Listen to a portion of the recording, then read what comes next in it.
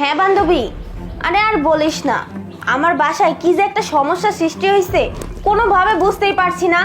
টাকা পয়সা যেখানেই রাখি না কেন, টাকা পয়সা যে কোথায় যায় পরে গুনে দেখি কম আসছে, আবার মাঝে মধ্যে দেখি তেল নাই পেঁয়াজ নাই। কি যে একটা অবস্থা, আমার তো কিচ্ছু ভালো লাগতেছে না। আচ্ছা ঠিক আছে বান্ধবী, সমস্যা নেই, তুই একদিন সময় করে আমার বাসায় আসিস। আচ্ছা ঠিক আছে, আমিও তোর বাসায় যাব, কিন্তু কে যে এই কাজটা করে আমি আজ পর্যন্ত ধরতেই পারলাম না তারে। আরে ঠিক আছে ঠিক আছে, সমস্যা নেই। আচ্ছা রাখছি বান্ধবী। ম্যাডাম শুনুন না, মানে সব কাজ হয়ে গেছে, রান্না বাড়ি, তারপরে থালা বাসন গোছানো সব কাম শেষ আজকে। তাহলে আমি এখন বাড়িতে যাই। বাড়িতে যাবি, কিন্তু তোর হাতে এটা কি? ম্যাডাম ওই যে স্যার আছে না, স্যার বলছিল যে কালকে বলে তরমুজ নিয়েছিল, বললো যে শান্তা তরমুজটা আছে তুই এটা নিয়ে যাইস গে, এর লেগে নিয়ে যাইতেছি।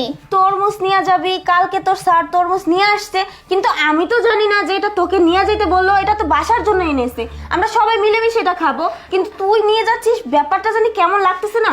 না না, মনে হয় স্যার কি ওই যে মানে অনেক কাজ করে তো বেশি, মনে হয় স্যারের মনে নেই, কিন্তু স্যার আমার বলছে যে শান্তা তোর কাজ শেষ হয়ে গেলে এই তরমুজটা তুই বাড়িতে নিয়ে যাস।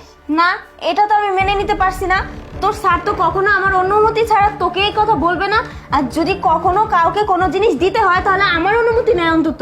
আচ্ছা ম্যাডাম কোন তো আপনাকে বাসে আজকে কত বছর হয়ে গেছে কাজ করতেছি, যা রান্ধেন মাংস টাংস যাই রান্ধেন সবই তো দেন, তাহলে সামান্য একটা তরমুজ নিয়ে এত কথা কইতেছেন কি আপনি? আচ্ছা ঠিক আছে, দেখি তো তরমুজটা। না ম্যাডাম, তরমুজটা এই যে নিজ দিয়ে একটু মানে নষ্ট আছে, এই যে দেখেন এই যে নষ্ট আছে। আচ্ছা দে না, আমি দেখি। না না ম্যাডাম, নষ্ট